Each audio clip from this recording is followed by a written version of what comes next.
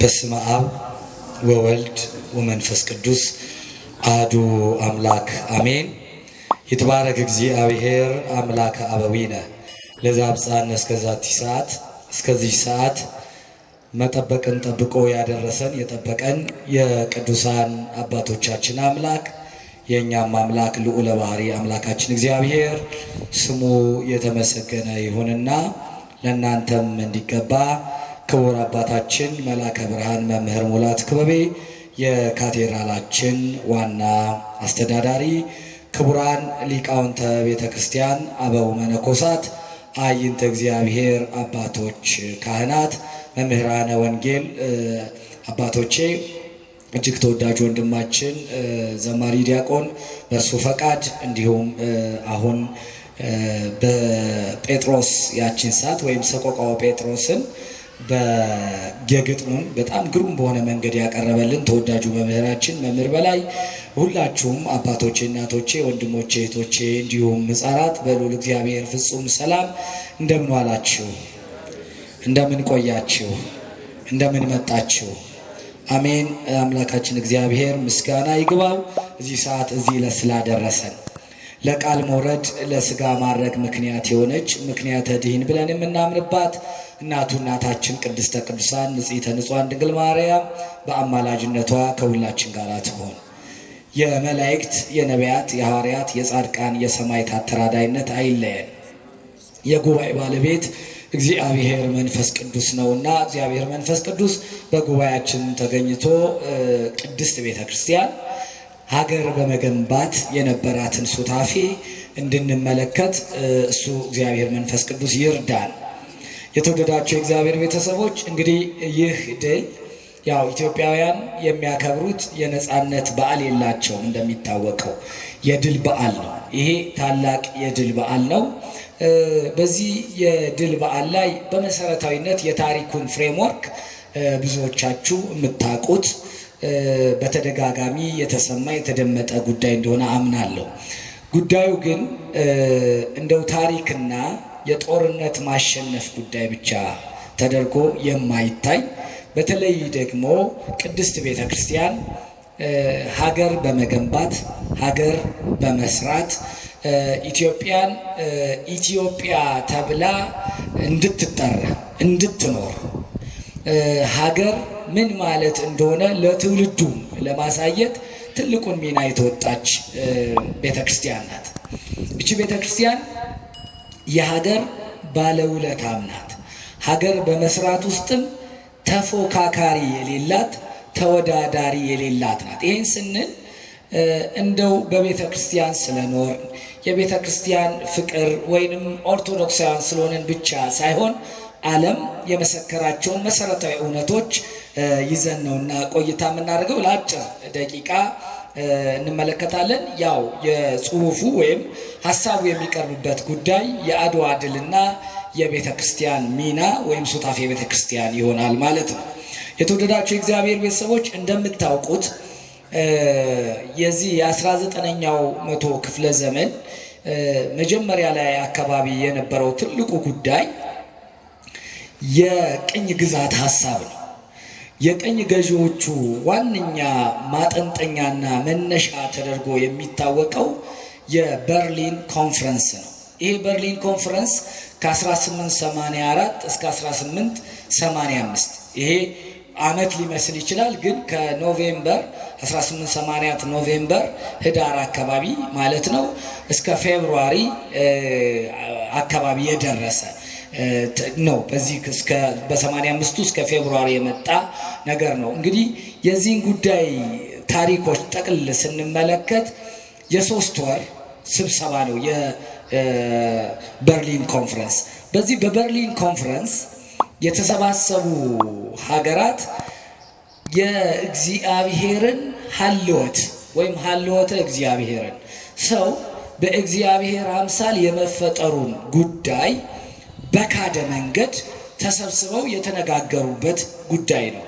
በዚህ ውስጥ በደንብ እንድትመለከቱት የሚያስፈልገው የቅድስት ቤተ ክርስቲያንን መሰረት ስናነሳ እነዚህ ሰዎች የተነሱበትን ጉዳይ አንስተን ነው የምንመለከተው። እንግዲህ በበርሊኑ ኮንፈረንስ ታላላቆቹ የቅኝ ገዢ ሀገራት እንደ ብሪታንያ ግሬት ብሪተን በምትባልበት ዘመን ጀርመኒ፣ ፖርቹጋል፣ ቤልጂየም፣ ኢታሊ እነዚህን የመሳሰሉ ሀገራት በጋራ ለ3 ወር ተሰብስበው የተነጋገሩበት ጉዳይ ነው። የተነጋገሩበት መሰረታዊ ጉዳይ አፍሪካን የመቀራመት ያው ስክራምብሊንግ ኦፍ ዲ አፍሪካ የሚባለው ነው። የመቀራመት ነው። አፍሪካን ለመቀራመት ተሰብስበው የተነጋገሩበት ጉዳይ ነው። በዚህ በአፍሪካን የመቀራመት ጉዳይ ወይም ሐሳብ ጽንሰ ሐሳብ ላይ ሁሉም ሀገራትን ተከፋፍለዋል። ሀገራትን ተከፋፍለው ከሊትን ትይዣለሽ ከሊትን ትይዣለሽ የሚል ክፍፍል አድርገውባቸው እንደነበረ ታሪክ ይዘግባል። በዚህ ውስጥ በዋነኛነት የአፍሪካን የመቀራመቱ ጉዳይ ላይ እንደ ዋና ሐሳብ ያነሱት ስንሄድ ስንወራቸው ስንይዘው ይሄንን ቦታ ምክንያት ያስፈልጋል። ምክንያቶቻችን ፖለቲካዊ ሐሳብ፣ ፍልስፍናዊ ሐሳብ፣ ሃይማኖታዊ ሐሳብ ሊኖረው ይገባል የሚል ጽንሰ ሐሳብ ይዘው ነው የተነሱት። እንግዲህ ይህንን ጥናት በደንብ ያጠኑ ሰዎች ሲናገሩ ምንድነው የሚሉት? በስክራም የዚህ አፍሪካን የመቀራመት ጉዳይ ላይ የሰሩት ሰዎች የመጀመሪያ ጽንሰ ሐሳብ ከሐልወተ እግዚአብሔር ጋር ሰው ከመፈጠሩ ጽንሰ ሐሳብ ጋር እጅግ የተቃረነ ሐሳብ ይዘው እንደቀረቡ የሚያሳዩ ነገሮች አሉ። በዚህ በመጽሐፍ ቅዱሳችን እንዲህ የሚል ኃይለ ቃል አለ። ሰይፍ ከጌዲዮን ነው፣ ኃይል ግን ከእግዚአብሔር ነው ይላል። ጌዲዮን ወደ ጦርነት እስራኤልን ነፃ ለማውጣት ሲነሳ እውነት ነው ሰይፍ ከሱ ነው። ሰይፍ ግን ብቻውን አያድንም። በጦርነት ውስጥ ሰይፍ ብቻውን አያድንም። የወታደር ብቃትም አያድንም። ኃይል የእግዚአብሔር ከሆነ ነው። የእግዚአብሔር ኃይል አብሮ ከሆነ ብቻ የሚያሸንፈው ድል የሚመጣው። በዚህ ውስጥ እነዚህ ሰዎች ያነሷቸው መሰረታዊ ሐሳቦች አሉ። አንደኛውና መሰረታዊ ጉዳይ እኔ አሁን በዛሬው ቆይታችን የምናየው ሁለት ነገሮች ነው። አንደኛ የኢትዮጵያ ቤተክርስቲያን ሊቃውንት ቅድመ አድዋና ጊዜ አድዋ በጦርነቱ ጊዜ ምን ሰሩ? በጣም መሰረታዊ ጉዳይ ነው። ይሄ ድል የእውነት ለመናገር ካልሸሸነው ካልተሽኮረመምን ካላፈረን በስተቀር ድሉ የቅድስት ቤተክርስቲያን ድል ነው። በመሰረታዊነት ቅድስት ቤተክርስቲያን ያመጣችው ድል ነው። ሊቃውንቶቿንም አሰልፋ ጽላቷን አውጥታ ንዋየ ቅድሳቷን አውጥታ ህዝቡ ተሙ ለሀገር መሞት ሰማዕትነት መሆኑን ነግራ ያወጣችው ንጉሱንም ሀገር መውደድ ምን ማለት እንደሆነ የሰራችው እቺ ቅድስት ቤተክርስቲያን ነች። ስለዚህ ስንመለከት የቅድስት ቤተክርስቲያንን ሚና ነው። አድዋ የጦርነት ድል ብቻ አይደለም፣ እንደምታውቁት የሰውነት ክብር መመለሻም ጭምር ሰው መሆን የተረጋገጠበት ጥቁር ሰው መሆኑ የተረጋገጠበት የሥላሴ ፍጡር መሆኑን ያረጋገጡበት እግዚአብሔር በእኩልነት ሰውን ስለመፍጠሩ ማሳያ ጭምር ነው። የሰው ክብር መመለሻም ጭምር ነውና በዚህ በስብሰባቸው ላይ ያነሷቸው መሰረታዊነት 3 ነጥቦች ነበሩ። አንደኛው ጥቁር ሰው አይደለም የሚል አሁን ይሄ በተለያዩ ታሪኮች መጽሐፍትም ላይ በተለይ የቅኝ ግዛቱን ጉዳይ ሲነበብ ወይም ሲተረክ ሰምታችኋል። የቀኝ ገዢዎቹ ሐሳብ ሰው ጥቁር ሰው አይደለም ነው።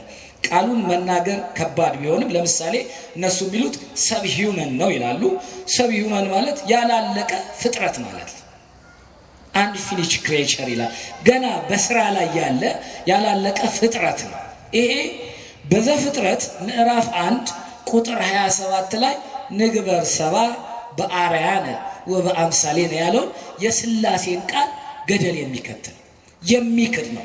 ይሄ ትልቅ ክህደት ነው። ሰውን ሰው አይደለም ብሎ መነሳት እንደውም ቀጥታ ትርጓሜው ላይ ትልቅ የሆነ እውነት ነው። በመጽሐፍ ቅዱስ ላይ ለምሳሌ ቅዱስ ዳዊት ምን ብሏል? እኔ ትል ነኝ ብሏል። እኔ ትል ነኝ አናሳ ፍጥረት ነኝ እንዲህ ያሉ መናገራቸው ለትህትና አንድም ራሳቸውን ከእግዚአብሔር ጋር አይተው እኔ ባንተ ፊት እንዲህ ነኝ ብለዋል። እነሱ ግን በትዕቢት ጥቁር ትል ነው ብለው ዲፋይን አድርገዋል። አንደኛው መነሻቸው ይሄ ነው።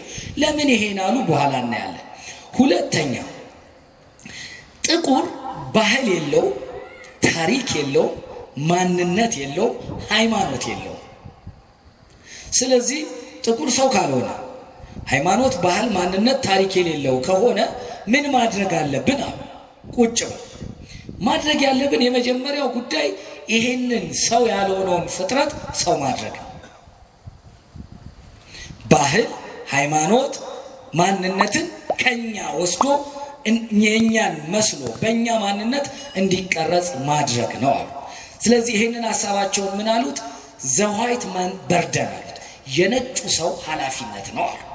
ነጩ ሰው ዋይት የተባለው ሰው ቀኝ ገዢው ማለት ነው፣ የሱ ኃላፊነት ነው። ይሄንን ወስዶ ሰው የማድረግ ወስዶ ታሪክ የማስተማር ወስዶ ማንነቱን የመቅረጽ ጉዳይ የነጩ ሰው ኃላፊነት ነው። ዘ ዋይት ማን በርደን የሚል አመጡ።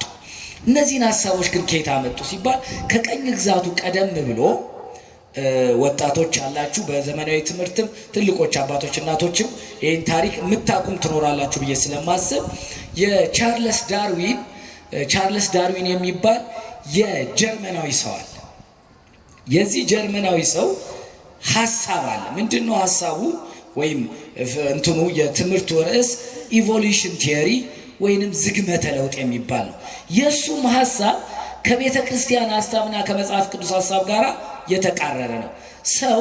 ሰው የሆነው በፍጥረቱ እንደተፈጠረ ንግበር ሰባ በአርያነ ወበአምሳሌነ ብሎ እግዚአብሔር እንደፈጠረው ነው ሰው የሆነው አይልም። ሰው የሆነው በዝግመተ ለውጥ ነው፣ በሂደት ነው። አንዳንዴ ከዝንጀሮ መሰልም ከጦጣ መሰልም ከምንም እንደሚሉት ማለት ነው። በሂደት ነው ሰው እየመሰለ የመጣው እንጂ ሰው በመነሻው ሰው አልነበረም ብሎ ይነሳል። እቺን ባዮሎጂካሊ ጥቁር የሚባለው ባህል የሌለው፣ ማንነት የሌለው፣ ሃይማኖት የሌለው በጣም ደካማ ፍጥረት ነው ብሎ ተናግሯል። የአውሮፓ ባህል ግን ሃይ ካልቸር ነው፣ ከፍ ያለ ባህል ነው። ስለዚህ አንድ ሰው የሚባለው አውሮፓዊ ማንነት አውሮፓዊ ባህል ሲኖረው ነው ብሎ ፍሬድሪክ ሄግል በፊሎሶፊ ኦፍ ሂስትሪ ሌክቸሩ ላይ ያስቀምጧል። ይሄን ሌክቸሩን ሰብስበው ፊሎሶፊ ኦፍ ሂስትሪ ብለው መጽሐፍ ተጽፏል። ይሄንን ወስደው የሄግልንና የዳርዊንን ሐሳብ ይዘው ወደ ቀኝ ግዛት አመጡ። ወደ ቀኝ ግዛት ከመጡ በኋላ አንደኛው የቀኝ ግዛት ሐሳብ እንግዲህ ሰው ያልሆነውን ይሄን ፍጥረት የተባለውን መግዛት ነው። እውነታው ግን ይሄ አይደለም። እውነታው ይሄንን ይሸፍኑትና ለማስተባበያ የቀረበ ሐሳብ እንጂ እውነተኛው የነሱ ፍላጎት 2 ወይም 3 ነጥብ ነው። እንደምታውቁት የኢንዱስትሪ አብዮት ፈንድቷል በዛን ወቅት። ስለዚህ ለኢንዱስትሪያቸው ከፍተኛ የሰው ኃይል ያስፈልጋቸዋል። የሰው ኃይል ከዚህ ለመውሰድ ነው።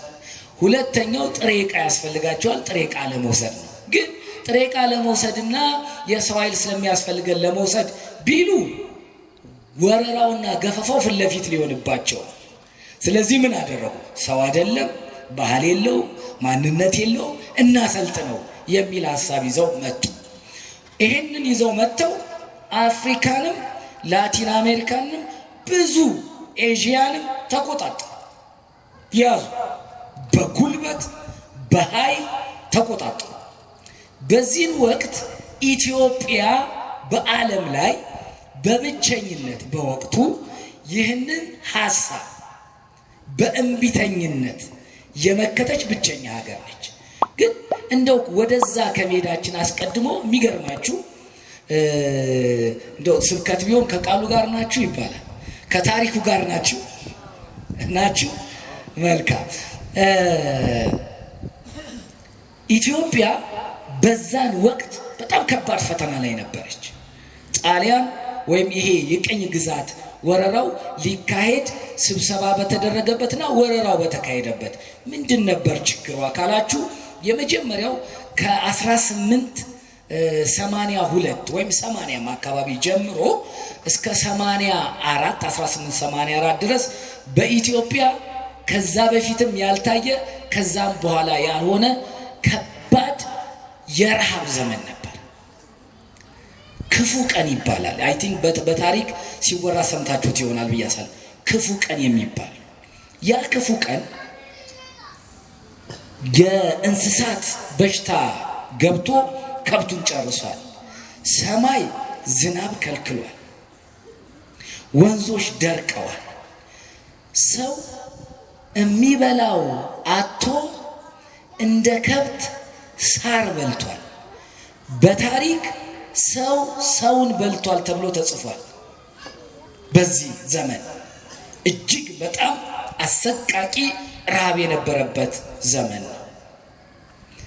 ይህን ዘመን አንዳንድ ሰዎች በግጥ ይገልጹታል በጣም በተለየ መንገድ እንዲህ ይላል። ለምሳሌ አንድ ሁለቱን ልበልላችሁ። እህል በፊት ሲሸሽ በሬ ሲያባርር ሁሉም ተከታትሎ ጠፋሉ ካገር። አያችሁ እህልም በሬም እህልንም በድርቁ ምክንያት በሬውም በበሽታ ምክንያት አለቁ ማለት ነው። ሌላም እንዲህ ይላሉ። እህል ታሟላሉ ሄደን እንየው የማይተርፍ እንደሆን እኛ እንቅደመው ይላሉ። እህል የማይተርፍ ከሆነ እኛ ሞተን እንረፍ ነው። ቀድመን እኛ እንሙት። የማይተርፍ ከሆነ እኛ እንቅደመው። እህል ታሟላሉ ነው እንግዲህ አይታያችሁ። እህል ታሟላሉ ሄደን እንየው የማይተርፍ እንደሆነ እኛ እንቅደመው። እኛ እንሙትና ከዛ በኋላ የሚሆነው ይሁን የሚል በጣም የሚያም እንዲህ ይላል። እኔ ከእህል ጋራ ይቅርታ የለኝ ሲያልቁ ዘመዶቼ ይብላኝ ያላለኝ። መቼም ሰው ሲታመም ሲሞት ወይም እኔን ይብላኝ ይባላል። እንዲህ ነው የሚለው። ይሄንን ግን በቅኔ ያድርገው አባቶች ምን አሉ? እኔ ከእህል ጋራ ይቅርታም የለኝ ሲያልቁ ዘመዶቼ ይብላኝ ያላለኝ። እህል ኮበለለ ሄደ በነፋስ ተከተለው በሬ እንዳይመለስ። እንዲህ ያሉ የዘመኑን ክፋት ይናገሩ የነበረበት ዘመን ነው። በጣም ከባድ ጊዜ ነበር። በዚህ ዘመን ነው ኢትዮጵያ ወደ ወረራ ጣሊያኖች የመጡባት። ወረራው በ1888 ውጊያው ይካሄድ እንጂ ጦርነቱን ንጉሱ ሊያካሂዱ ፈልገው የነበረው በ1886 ከሁለት ዓመት በፊት። ግን ምን ቸገራቸው? በጣም ከባድ የንጉሱን አዋጅ ታስታውሱ እንደሆነ የከብቱን ማለቅ የሰውን መድከም አይቼ ብተወው ይላሉ ጣሊያንን። ለምን አሉ ከተባለ ይሄ ክፉ ቀን ነበረባቸው። ከብት አልቋል፣ ከብት አልቋል፣ እህል የለም፣ ሰው ረግፏል። በጣም ጉስቁልና ላይ ነበር። ግን ደግሞ በእንቅርት ላይ ጆሮ ደግፍ እንዲሉ ጦርነት ደግሞ መጣባቸው። ኢትዮጵያ በረሃብ በችግር ላይ በነበረችበት ዘመን ነው የጣሊያን ወረራ የመጣው። እንግዲህ ይሄ እንደ መግቢያ እንደ መንደርደሪያ ካነሳ ነው የአድዋ ጦርነት በኢትዮጵያ ቤተክርስቲያን እንዴት ይታያል? የኢትዮጵያ ቤተክርስቲያን ጥንታዊት ሐዋርያዊት ቅድስት የሆነች ቤተክርስቲያን ነች። የሰውን እኩልነት ሰው በአርያ ሥላሴ መፈጠሩን የምታምናት ጥቁር ነጭ ቀይ ብላ የማትለይናት ይሄንን የምታምን ቤተክርስቲያን ከኋላዋ የመጣው ደግሞ ጥቁርን ሰው አይደለም የሚል ኃይል ነው። ስለዚህ የኢትዮጵያ ሊቃውንት ምን አደረጉ? በዚህ ጦርነት ውስጥ የኢትዮጵያ ኦርቶዶክስ ተዋሕዶ ቤተክርስቲያን ሚና እጅግ በጣም ከፍ ያለና ለድሉ ዋና ተጠቃሽ ነች።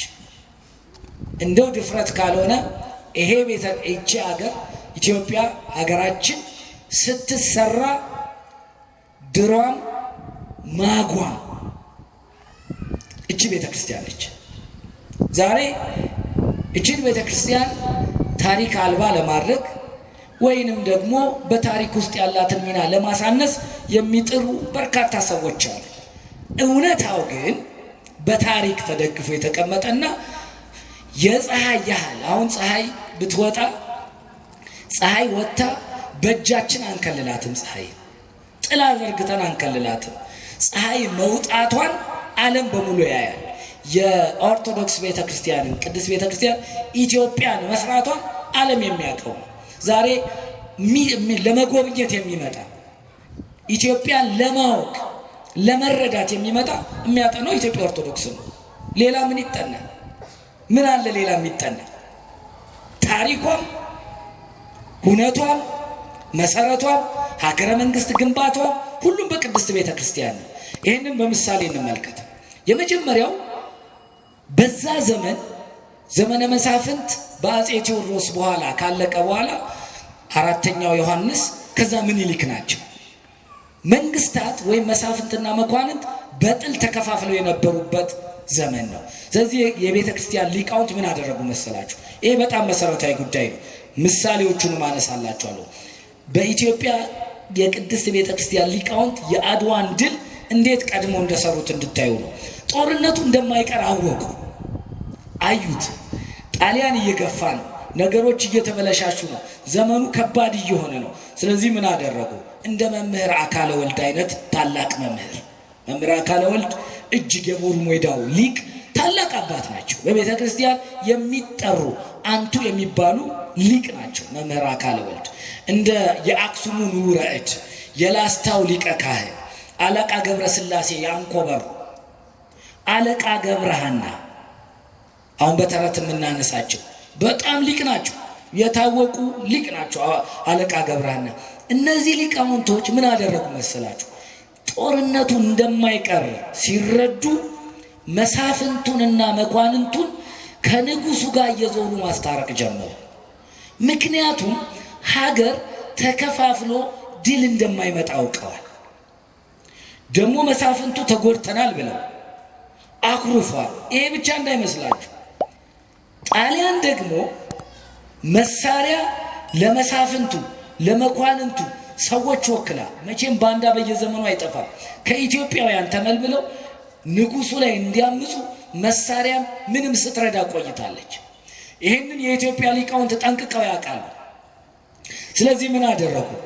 እየዞሩ እየገዘቱ እያስማሉ እርቅ አወረዱ። ለምሳሌ መምህር አካለ ወልድ ራስ መንገሻ በትግራይ የነበሩትና ሌሎች በትግራይ የነበሩ መሳፍንትን መኳንንትን ጠርተው ከንጉሱ ጋር አስታረቁ። አንድ መሆን አለባችሁ፣ ሀገር ሃይማኖትን ሀገርን የሚያጠፋ ጠላት ነው የመጣባችሁ፣ አንድ መሆን አለባችሁ ብለው አደረጉ። እንደውም የሚገርማችሁ እነሱን ብቻ አይደለም፣ ሰራዊቱን ስዕለ ማርያም ስዕለ አድኖ ቁርባን ላይ ወንጌል እያወጡ ያማምላሉ። እንዳትካካዱ፣ ሀገር ጠብቁ እያሉ ጦርነቱ የማይቀር መሆኑን ስለገባቸው ነው ይህን ሲያደርጉ የነበሩት። ይህንን አለቃ ለማ የሐረሩ እኚህ በጣም የሚታወቁ ሊቅ ናቸው።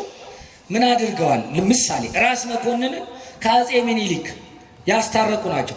ራስ መኮንን ትልቁን ጦር ይዘው ከሄዱት መካከል አንደኛው ናቸው። ራስ ሚካኤልም እንዳሉ በኋላ ንጉስ ሚካኤል የተባሉ እየዞሩ እነዚህ ሊቃውንት አስታረቁ። አጼ ምኒልክ ትልቁ አቅማቸው ተብሎ የሚታሰበው ሀገርን አስተባብረው በአንድ እዝ አድርገው ሀገርን ለማዳን መዝመታቸው። ትልቁ ምስጢር ግን ምን እንደሆነ ታውቃላችሁ? የኢትዮጵያ ቤተክርስቲያን ሊቃውንት እየዞሩ ማስታረቃቸው። ይሄ አንደኛው ቤተክርስቲያን ነው። ሁለተኛውና በጣም ገራሚው ጉዳይ የኢትዮጵያ ሊቃውንት ሰነድ የመመርመርና የመተርጎም አቅማቸው ነበር። የስቲቨን ሮበርትሰን የሚባል ሰው በጻፈው ጽሁፍ ላይ የውጫሌን ትሪቲ ወይም የውጫሌን ስምምነት መሰረት አድርጎ በጻፈው መጽሐፍ ላይ ምን ይላል መሰላችሁ? የንጉሱ አማካሪዎች ደብተሮቹ ነበሩ ይላል። እንደነ መምህር አካለ ወልድ ማለት እኮ እንደነ አለቃ ገብረሃና ማለት እኮ ነው። እንደና አለቃ ለማ ማለት እኮ ነው። ታላላቅ ሊቃውንት ናቸው። ያማክራሉ፣ የሚመጣውን ሰነድ ይመረምራሉ። አይታችኋል።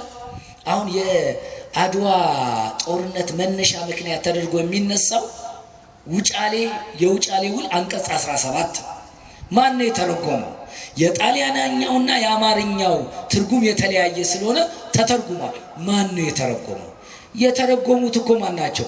አዛዥ ዘአማኑኤል ናቸው። አዛዥ ዘአማኑኤል ማን ናቸው? ደብተራ ናቸው፣ መርጌታ ናቸው የቤተ ክርስቲያን። ይሄ ትርጉም ችግር የሚያመጣ ነው፣ ሀገርን አደጋ ውስጥ የሚከት ነው። እንደውም ቆንጆ ትርጓሜ ምን ይሰጡታል መሰላችሁ? ይሄንን ዛሬ ብንፈርም ለትውልድ አደጋ እንተዋለን። ለምሳሌ ይላሉ ዲያብሎስ አዳምና ሔዋንን ይዞ ጫና መከራ ሲያበዛባቸው ይሄንን ብታረጉልኝ ጫናዬን መከራ የምፈጥርባችሁን አቀልላችኋለሁ ብሏቸው ነበር።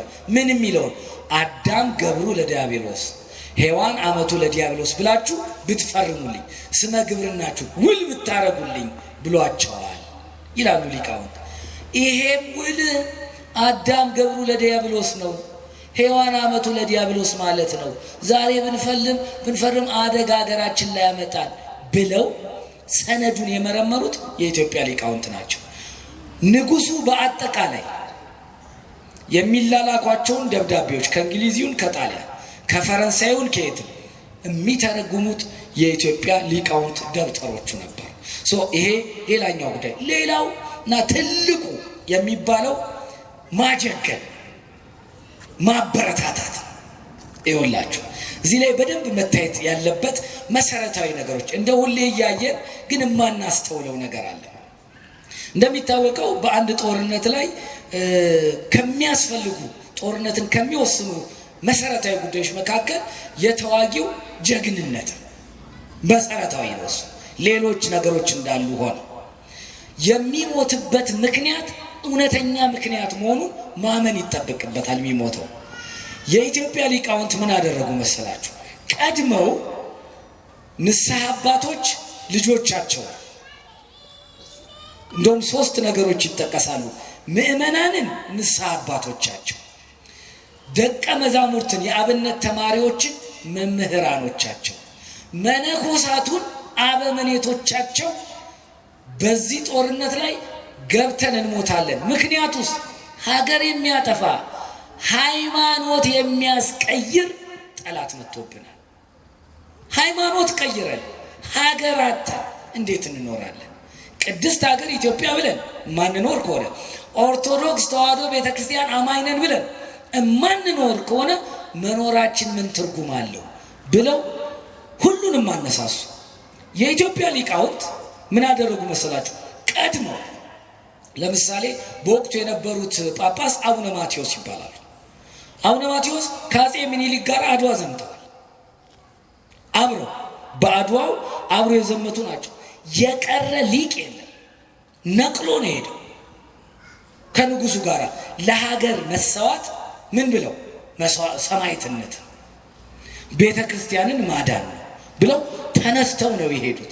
እንደውም አንዳንድ ምሳሌዎችን አንስቶ ማየት ይቻላል። ለምሳሌ አሁን የእንጦጦ ራጉኤል ቤተክርስቲያንን አብዛኞቻችሁ ታውቃላችሁ ብለን እናስባለን። የራጉኤል እንጦጦ ራጉኤል በ1882 ዓመተ ምህረት ጥቅምት ወር ላይ ነው ተሰርቶ የተመረቀው። የሚገርማችሁ በጣም በወቅቱ ትልቅ ሰዓሊ የነበሩት አለቃ ስብሐት ይባላሉ። እኛ አለቃ ስብሐት በወንዶቹ መግቢያ ዛሬ ሄዳችሁ ይዩት። በወንዶቹ መግቢያ የሳሉት ስዕሉ የሰማዕታት ስዕል ብቻ ነው። የቅዱስ ጊዮርጊስ፣ የቅዱስ መርቆሬዎስ፣ የቅዱስ ቴዎድሮስ በሰማዕትነት ያለፉትን ሳሉ። ይሄ የተሳለው በምክንያት ነው ማለት ሰማዕታቱን ወንዶቹ እያዩ ጸሎት እንዲያደርጉ ነው። የሚመጣው ነገር የሰማዕትነት ዘመን ነው። ይሄውን ብዙ የተለመደ አይደለም። አንድ መደዳ በወንዶች መግቢያ ብቻ የሰማዕታትን ስዕል መሳል ልማድ አይደለም፣ ትውፊትም አይደለም። ግን ሆን ብለው ቀድሞ መዘጋጀት እንደሚያስፈልግ ለሰማዕትነት ሀገር ለመጠበቅ ሃይማኖት ለማስጠበቅ ለሰማዕትነት መነሳት እንዳለባቸው ቀድሞ ስለ እንደ አለቃ ገብረ ሥላሴ አይነት የአንኮበሩ በዘመኑ የሊቃውንት ሰብሳቢ የነበሩት ታላቅ ሊቅ አንድ ድርሳነ ራጉኤልን ጽፈው ለንጉሱ ሰጥቷቸዋል። ልብ በሉልኝ እዚህ ጋር ድርሳነ ራጉኤል ቀደም ያለ መጽሐፍ ነው። እሳቸው ግን ንጉሱ በህልም ያዩትን ነግረዋቸው ነበር። ምን የሚል ነው ንጉሱ በህልም ያዩት? እኔ ራጉኤል ነኝ፣ ድል የምታረግበትን በትር እንካ የሚል ህልም አይተው ነበር ንጉሱ ቀደም ብሎ እና ለአለቃ ገብረ ሥላሴ ነግረዋቸው ነበር። አለቃ ገብረ ሥላሴ የድርሳነ ራጉኤልን ከጻፉ በኋላ ምን የሚል ነገር አስቀመጡበት መሰለ? ስዕሉን ሳሉና ነዋ በትረ መዊ የሚል ነዋ በትረ መዊ ማለት የማሸነፊያ በትርህን እንካ የሚል ነው። ይሄ ምሳሌ ነው። ልክ እንደ ሙሴ በትር ማለት ነው። አሁን ይሄንን ለአለቃ ሲነገራቸው አለቃ ሲስሉት ለምእመኑ ምን እየተባለ ነው? ከንጉሱ ጋር እግዚአብሔር አለ። ይሄን በትር የሰጣቸው እግዚአብሔር ነው። ሙሴ እግዚአብሔር አስነስቶ እስራኤልን ከፈርዖን እጅ ነቅሎ ባህር ከፍሎ አሻግሯቸዋል። እናንተንም ኢትዮጵያውያንንም በንጉሱ አማካኝነት እግዚአብሔር በመልአኩ ረጂነት ያሻግራቸዋል የሚለውን ትዕምርት ወይም ምልክት ለማስተላለፍ እንዲረዳ ነው። ይሄ የኢትዮጵያ ሊቃውንት ቀደም እያሉ ያስቀመጡት ነው። ሌላ አለቃ ለማ ናቸው። አለቃ ለማ የታዋቂው የስነ ጽሁፍ አባት ከሚባሉት በኢትዮጵያ በዘመናዊ ስነ ጽሁፍ ውስጥ መንግስቱ ለማ ናቸው። የመንግስቱ ለማ ድማሙ ብዕረኛ የሚባሉት የእሳቸው አባት ናቸው። እኒህ አለቃ ለማ በጣም ሊቅ ናቸው። ቅኔውን ትርጓሜ መጻሕፍቱን ጠንቅቀው የሚያውቁ ታላቅ አባት ናቸው። እሳቸው ለራሱ ለንጉሱ ለምኒልክ ምን ይሏቸው ነበር መሰላችሁ? ምኒልክ ሮም ማለት በቅኔ ነው የሚሏቸው የእጅ መዳፍ ማለት ነች። በእጅ መዳፍ እንዳለች አስባት፣ ታሸንፋታለህ፣ እግዚአብሔር ካንተ ጋር ነው እያሉ ቅኔ በንጉሱ ፊት ያቀርቡ ነበር። አንድም ምን እያሉ ያቀርቡ ነበር? ሮም ማለት ፍሬ የማይገኝባት በለስ ማለት ናት ይላሉ። ይሄን ታውቃላችሁ። ጌታችን መድኃኒታችን ኢየሱስ ክርስቶስ የበለስ ዛፍ አየና ፍሬ ሊለቅምባት ሄደ ይላል ወንጌል። ወደ በለሷ ሄደና ፍሬ አጣባት። ፍሬ ሲያጣባት በለሷን ረገማት። እስከ ዘላለም ፍሬ አይገኝብሽ አላት ይላል። ይሄ ትርጓሜ ነው። ምን ማለት ነው? ጌታ አምላክ ነው፣ ግን እንደ እስራኤል በለስ መቼ እንደሚያፈራ ያውቃሉ። ግን ክርስቶስ በለስ መቼ እንደሚያፈራ እንኳን ሳያውቅ ለምን ሄደ ሲሉ ሰውነቱን ለማጠየቅ ነው። ፍጹም ሰው መሆኑን ለማጠየቅ ነው። በለሷን ረግሞ አድርቆ ለዘላለም ፍሬ አይገኝብሽ አላት። እንደዛው በተናገረበት ቅጽበት ደረቀች፣ ፍሬም አላፈራችም ይላል። ይሄ ደግሞ የአምላክነቱ ነው። ፍጹም ሰው ፍጹም አምላክ ለመሆኑ ምሳሌ ነው ተብሎ ቅድስት ቤተክርስቲያን ታስተምራለች። ሊቁ አለቃ ለማ ምን አሉ? ሮም ማለት ፍሬ የማይገኝባት ምንድናት አሉ? በለስ ነች። ተነስ ምኒልክ አትዘግይ፣ አሁን ተነሳና ተዋጋ፣ ታገል። ይሄንን ከጦርነቱ 3 ዓመት 4 ዓመት በፊት ነው ይሄን ሲሏቸው የነበሩት። ስለዚህ ማህበረ ምእመናኑ ህዝቡን ራሱ ንጉሱ ወታደሩን እያነሱ እያጀገኑ ለሀገር መሞት ክብር መሆኑን እየነገሩ ቆይተዋል። ጦርነቱ ተነሳ። እንግዲህ ከጦርነቱ ላይስ ጉዞ የሚኒሊክን የአጼ ሚኒሊክን ዳግማዊ አጼ ሚኒሊክን አዋጅ እንደምታውቁት ጥቅምት ላይ ነው አዋጅ የተደረገው። በዚህ የጥቅምት አዋጃቸው ላይ በኋላ መጣበታለሁ። የጥቅምት አዋጃቸው ላይ በየካቲት ወረኢሉ እንገናኝ ነው ያሉት። ይሄ አዋጅ የተነገረው ገነተ ጽጌ ቅዱስ ጊዮርጊስ አሁን ፒያሳ አራዳ ጊዮርጊስ የሚባለው ጋር ነው አዋጁ የተነገረው የሚኒሊክ አደባባይ ላይ። የሚገርመው ወረኢሉ እንገናኛሉበት ጊዮርጊስ ወረኢሉ ጊዮርጊስ እንገናኛለን። ጊዮርጊስን ታቦቱን ይዘው ነው የዘመቱት። በወቅቱ እንግዲህ ጦርነቱ በተካሄደበት ዘመኑ ራሱ ዘመነ ዮሐንስ ነው። ሊቃውንቱ ራሳቸውን በሁለት መንገድ አዘጋጁ። በቅስቀሳ ቆዩ፣ ህዝቡን በማጀገን ንጉሱን መረጃ በመስጠት በማበርታት ቆዩ። በኋላ በሁለት ተሰለፉ። ይሄንን በሁለት ሲሰለፉ ምንድነው? አንደኛው በጦርነቱ ሊቃውንቱ ድርሻችን ምን መሆን አለበት ብለው አንደኛው ቡድን ምን አደረጉ? ሰራዊቱ ከአዲስ አበባ አድዋ ለመሄድ 1066 ኪሎ ሜትር የገበሬ ሰራዊት ነው። ባዶ እግር ነው የሚሄደው። ረጅም ዘመን ነው። ከጥቅምት እስከ የካቲት ወረኢሉ ከሄደ ከዛ ደግሞ አስቡት እንግዲህ ረጅም ጉዞ ነው። ከጥቅምት እስከ የካቲት የሚሄድ ተጓዥ ሰራዊት እህል የለው፣ ሕክምና የለው።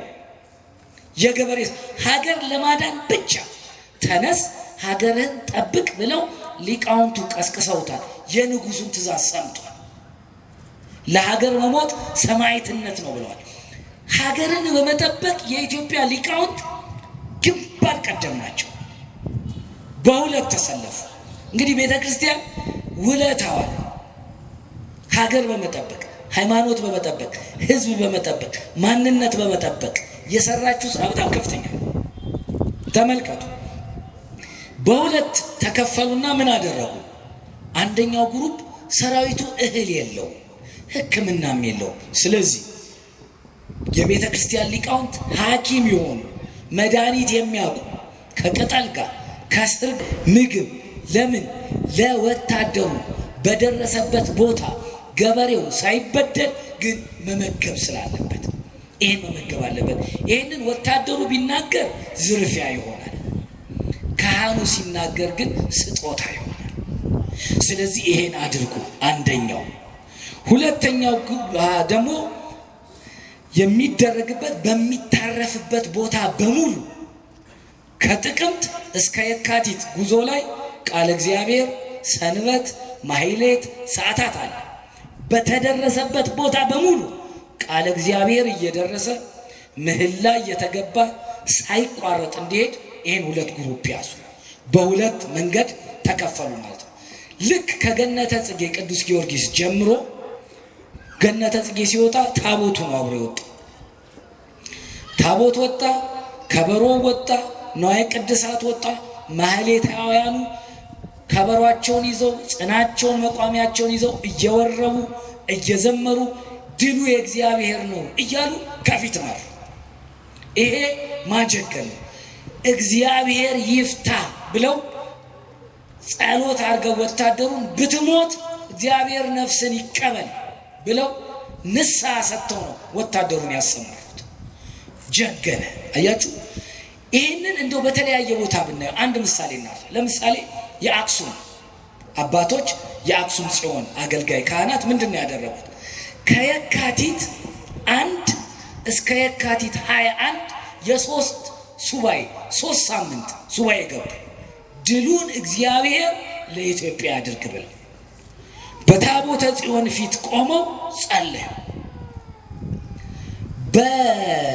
በሶስቱ ሱባኤዎች ከቆዩ በኋላ ልክ በ22 ስዕለ ማርያምን መስቀል ይዘው ንጉሱ ተገናኟቸው። በ22 የኢትዮጵያ ሊቃውንት እንዲህ ነበሩ፣ ለሰማዕትነት የተዘጋጁ ነበሩ። አቡነ ማቴዎስ አብረው ነበሩ እንደነገርኳቸው። ንቡረ እድ ወልደ ጊዮርጊስ በኋላ እጨጌ ወልደ ጊዮርጊስ የአክሱሙ ንቡረ እድ የተለያዩ የቤተ ክርስቲያኑ ሊቃውንት ከንጉሱ ጋር ነበሩ አብረው በጸሎት እያበረቱ። ይሄንን አድርገው አበርትተው ማህሌት ቆመው ባርከው አነሳሱ። ስለዚህ ህዝቡ ከንጉሱ ጋር እንዲዘምት ለሃይማኖት መሞት ሰማዕትነት መሆኑን በማስረዳት ትልቁን ስራ ሰሩ። ሁለተኛው የምናየው ጉዳይ ባለኝ ሰዓት ጠቅለል አድርጌ ለማየት ሁለተኛው ምንድነው? ንጉሱን ራሱን እናያቸው። ንጉሱ በኢትዮጵያ ኦርቶዶክስ ተዋሕዶ ቤተክርስቲያን በስርዓት የተሰሩ እግዚአብሔርን አማኝ ድላቸው የእግዚአብሔር መምራታቸው የእግዚአብሔር መሆኑን በአዋጃቸው ብቻ እንመልከት። ተመልከቱ አዋጃቸው ላይ እንዲህ ይላል፣ እግዚአብሔር በቸርነቱ እስካሁን ጠላት አጥፍቶ ሀገር አስፍቶ አኑሮኛል አሉ። በማን ነው የኖሩት? በእግዚአብሔር ቸርነት ነው ያሉት። በኔ ብልጠት፣ በኔ ስትራቴጂስት መሆን፣ በኔ የዲፕሎማቲክ አቅም፣ በኔ መምራት ጥበብ አላሉ። እኛ እንዲያርገን አላሉ። በቀጥታ አዋጁ ሲጀምሩ ስመ እግዚአብሔርን ጠርተው እግዚአብሔር በቸርነቱ እስካሁን ጠላት አጥፍቶ ሀገር አስፍቶ አኑሮኛል አሉ። የሚያኖር እግዚአብሔር ነው። ጠላት የሚያጠፋ እግዚአብሔር ነው። ሲነሱም እንደዛ ነው ያሉት። ሰይፍ ከጌዲዮን ነው፣ ድል ኃይል ግን ከእግዚአብሔር ነው ያሉት። ስለዚህ እግዚአብሔር ጠላት አጥፍቶልኛል፣ በቸርነቱ ጠብቆኛል አሉ። እኔም እስካሁን በእግዚአብሔር ቸርነት ገዛው። ስገዛም በማን ፍቃድ ነው አሉ? በእግዚአብሔር። በዓለም ላይ በስርዓተ መንግስትና በህዝብ አኗኗር በሁለት የሚከፈል አስተሳሰብ አለ። በቲዮሎጂም በሳይንስ በምን ይሆናሉ? ቲዮሴንትሪክ እና አንትሮፖሴንትሪክ የሚባል ሐሳብ አለ። ቲዮሴንትሪክ ማለት ቲዮ ማለት በግሪክ ጋድ ወይም እግዚአብሔር ማለት ነው። ቲዮሴንትሪክ ማለት ማዕከለ አምላክ ማለት ነው። አስተሳሰቡ፣ እምነቱ፣ ፍልስፍናው ማዕከለ አምላክ የሆነ ህዝብ አለ። ለምሳሌ ኢትዮጵያ እንደዛ ነች። እውነት ለመናገር እንዴት ዋላችሁ ስትባሉ ምንድነው የሚባለው? አያችሁ፣ መዋል በማን ነው? በእግዚአብሔር። ቲዮሴንትሪክ ነው። ሃይ አይባልም፣ እንደዚህ ነው አይባልም።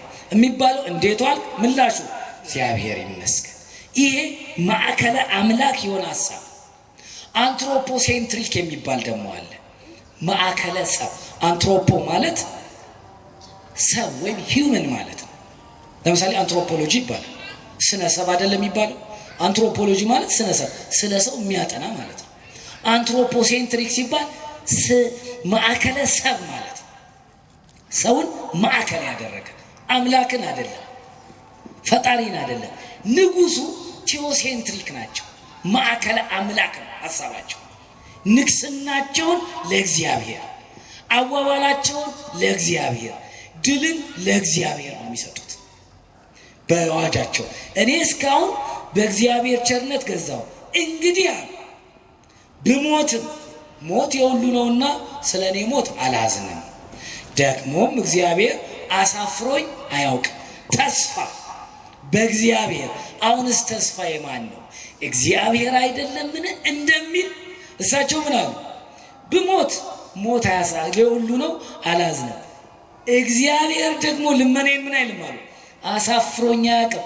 ተስፋዬ እግዚአብሔር ነው አሉ። ይሄ የቤተ ክርስቲያን ስርዓት ነው። የስርዓተ መንግስት ሐሳብ አይደለም፣ የቤተ ክርስቲያን ስርዓት ነው። ንጉሱ የሾመችው ቤተ ክርስቲያን ስለሆነች፣ የመንግስት ያህል ተጽዕኖ ያላት ቤተ ክርስቲያን ስለሆነች ንጉሱን እንዴት አድርገው ከእግዚአብሔር ጋር መገናኘት እንዳለባቸው፣ ድል የግለሰብ የሰልፍ የሰራዊት የጠመንጃ ሳይሆን የእግዚአብሔር መሆኑን ስለሚያውቁ ምን አሉ? እኔ አሁንም እግዚአብሔር አሳፍሮኝ አያውቅም። አሁንም ሀገር የሚያጠፋ ይሄ ነው መሰረታዊ ነጥብ። ሀገር የሚያጠፋ ሃይማኖት የሚለውጥ ጠላት እግዚአብሔር የወሰነልንን የባህር በር አልፎ መጥቷል። አሁን ሀገር የሚያጠፋ ሃይማኖት የሚያስለውጥ ጠላት ከመጣ መዋጋት የተፈቀደ ነው። ምክንያቱም ሃይማኖት አንድ ጊዜ የምትሰጠን በምድር ጀምረን በሰማይ የምንገናኝባት መቆራረጥ የሌላት ናት። በሃይማኖት ለመኖር ሀገር ያስፈልጋል። ሀገር የሌለው ሰው ብኩን ነው የሚሆነው፣ የተናቀም ነው የሚሆነው። እንኳን ሀገር የሌለ ሰው ድሃ ሀገር ያለው ሰው እንዴት የተናቀ መሆኑን ያው በዓለም መንገድ እንመለከታለን። መቼ የአሜሪካው ፕሬዝዳንት ትራምፕ የኮንግረስ ውመን የሆነችውን ኦማን ነው ምናምን የምትባል የዜግነቷ በትውልድ ሶማሊያዊት የሆነች አሜሪካዊ ዜግነት ያላትን ሴት እንዴት አድርጎ በአሜሪካን ኮንግረስ መሃል ፓርላማ መሃል እንደሚሰድባት አይታችኋል። ድሃ ከተሆነ ዓለም አያከብር እንኳን ሀገር ሳይኖር ይቀርና ይሄ ያውንም እውነት ነው። ስለዚህ እሳቸው ምን አሉ? አሁን ሀገር የሚያጠፋ ሃይማኖት የሚለውጥ ጠላት መጥቶብናል። እግዚአብሔር የወሰነልንን የባህር በር አልፎ መጥቷል። እኔም የሀገሬን ቅድም ያልኳችሁ የሀገሬን ከብት ማለቅ የሰውን መድከም አይቼ እስካሁን ዝም ብለው ደግሞ ያለፈ እንደ ፍልፈል መሬት ይቆፍር ጀመር አሉ። ወሰን ሀገር የሚሰጥ እግዚአብሔር የተሰጠን ሃይማኖት የተሰጠን ሀገር መጠበቅ የአንድ ክርስቲያን መሰረታዊ ተግባሩ ጭምር። ንጉሱ እንደዛ ነው ያለው። የመጣው ጠላት ሌላ ዓላማ ያለው አይደል፣ ሀገር የሚያጠፋ ሃይማኖት የሚያስጠፋ ማንነት የሚቀይር። ስለዚህ ለዚህ ተነሱ አሉ። ከዛስ ምን አሉ? ሀገሬን አሳልፎ መሬት ይቆፍር ጀመር። አሁን ግን በእግዚአብሔር ረዳትነት ሀገሬን አሳልፌ አልሰጠው። በማን ረዳትነት? ይሄን በደንብ ይሄን አዋጅ የጻፉት ንጉሱ አይደሉም፣ የኢትዮጵያ ቤተክርስቲያን ሊቃውንት ናቸው። የንጉሱ አፍ የነበሩት ሊቃውንቱ ናቸው።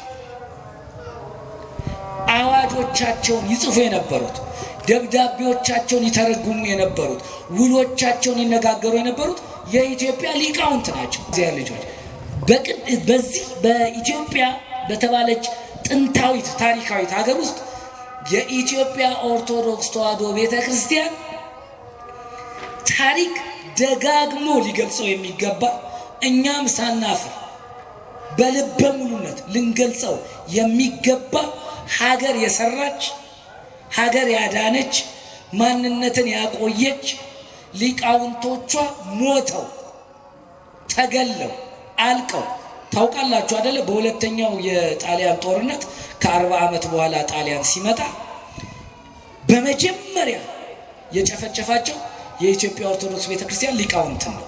ምክንያቱም በመጀመሪያው ጦርነት ህዝብ አስነስተው ሆ ብሎ ወጥቶ ሀገሩ እንዲጠብቅ ያደረጉት እነዚህ ሊቃውንት ናቸው። ሁለተኛ የገደላቸው አዝማሪዎች በብዛት የኢትዮጵያ ሊቃውንት እርግፍ ብለው ነው ያለቁት በሁለተኛው የጣሊያን ጦርነት ጊዜ። የንጉሱ አፍ የንጉሱ አማካሪ ናቸው። ንጉሱንም ስርዓተ መንግስቱንም ሀገሩንም የሰሩት የኢትዮጵያ ቤተክርስቲያን አባቶች ናቸው።